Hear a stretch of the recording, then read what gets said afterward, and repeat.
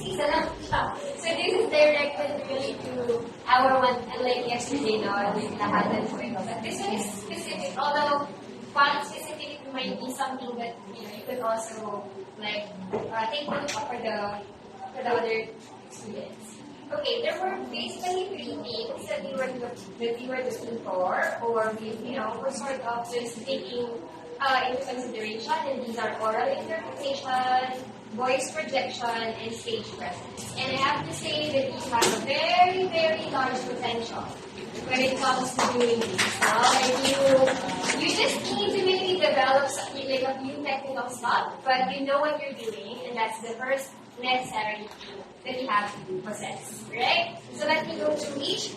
Let me start with voice projection, because this is the, like yesterday, this was also the thing that I would emphasize, because when we're doing interpretation, we're carrying a different persona, meaning like we're not, you know, who we are when we go there. So it's important that we also know which particular persona we have to wear or to carry.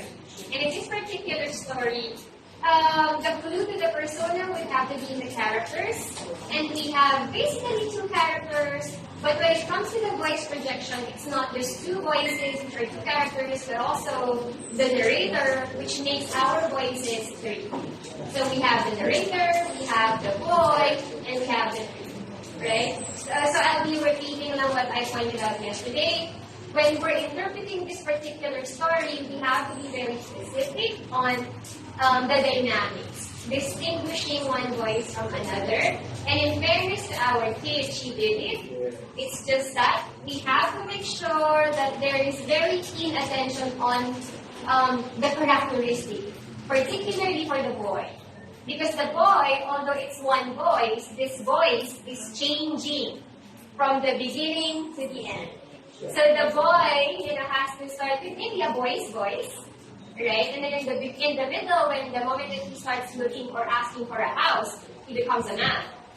And then when he wants, you know, because he's tired, he wants to sleep, he becomes old and old. These are the things that in coaching we have to emphasize. How do we vary these voices? And I think that it is this personal, it is this thing that our student needs to work on, because she has a very soft speaking voice. And there are voicing techniques that can, you know, can help her do that. It's just, you know, like in singing, kapag po tayo kakanta, kailangan alam natin saan natin pugutin yung hangin. Dahil nga kapag maliit po talaga yung boses, it's not a deterrent. Kapag maliit ang boses ng bata, it does not mean hindi siya pwede. Okay, we don't exclude them. But we train their voice so that they're able to change their voice and make, parang mag-acting yung voice nila. Kasi po, in a lot of cases, what does the acting is not really the movement, especially when this is not like a theater performance, but the voice. So for students like our student now who has a very soft speaking voice, natural speaking voice like here, we have to change that. And we have to teach her how to change that or how to vary that through some voicing techniques. So kailangan, huhugot siya ng the diaphragm. You know, kailangan niya lakban yung boses niya. How is she gonna do that? Right? So those are some of the techniques, you know, parang breathing techniques din. And that's probably gonna take some time. Kasi yung natural voice yung ina-alter natin during the process of the performance. But she knows how to do it because she was attempting to do it. She was attempting to do it by, you know, by using a big voice. So that is good enough for this particular performance. And then stage presence.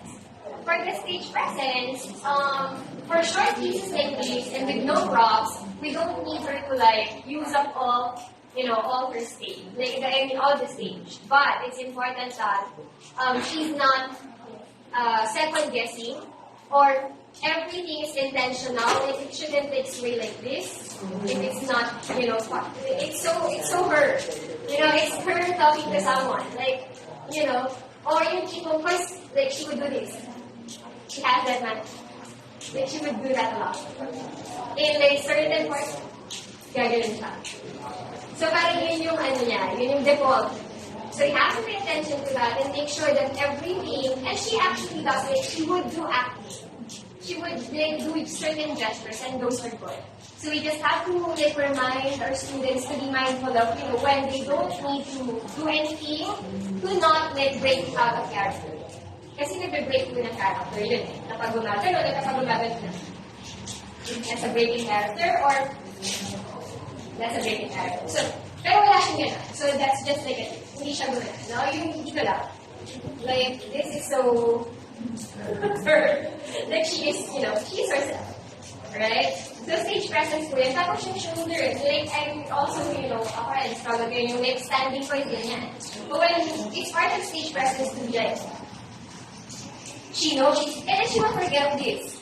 Kasi hindi na siya natural nun eh. You're like, she's already doing something.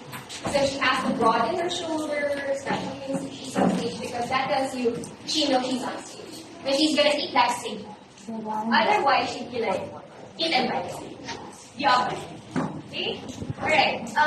She has very, very potential facial expression. So yung kanyang expression maganda. Kailangan ng sabayan ng boses kasi maliit talaga yung boses. Kahit nilalakihan niya na, maliit pa rin. Kasi maliit talaga yung national speaking voice. So kailangan talagang i-develop yung part niya. Okay. She looks confident. Alright? Pero dahil sa mga ganyan, nawawala. Pero alam niya yung ginagawa niya. So, kailangan lang talaga natin siyang i-train. And the moment that she's here, she's completely on a show. Kailangan niya isipin an action, you know, she's like putting on a performance. And she has to forget like lanky postures like this.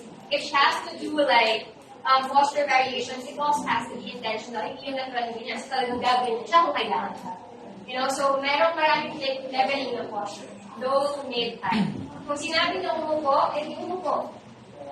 But that's no. That's the time that she would, you know, like vary those like posturing and stuff. Okay, and lastly, yung important po is oral interpretation. So I think interpretation here entails understanding of the piece, and she understood it. It's just that in order to be able to deliver the interpretation, which is that of the mood, ano ba yung mood nito? Nagagawa niya. Pag sinabi niya happy-happy naman siya. Kaya lang kailangan parang ramdam niya. Kasi nga, nag-interpret po siya. Kasi interpretative dance, yung mga dancers talagang todo-todo rin yung, you know, everything has to like come together.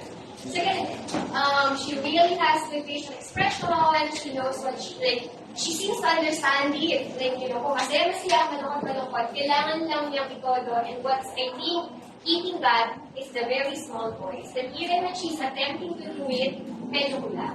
Kasi nga yung boses niya, maliit, or konting-konti lang yung distinction. So, yun po yung kailangan niya i-train out. Okay, thank you.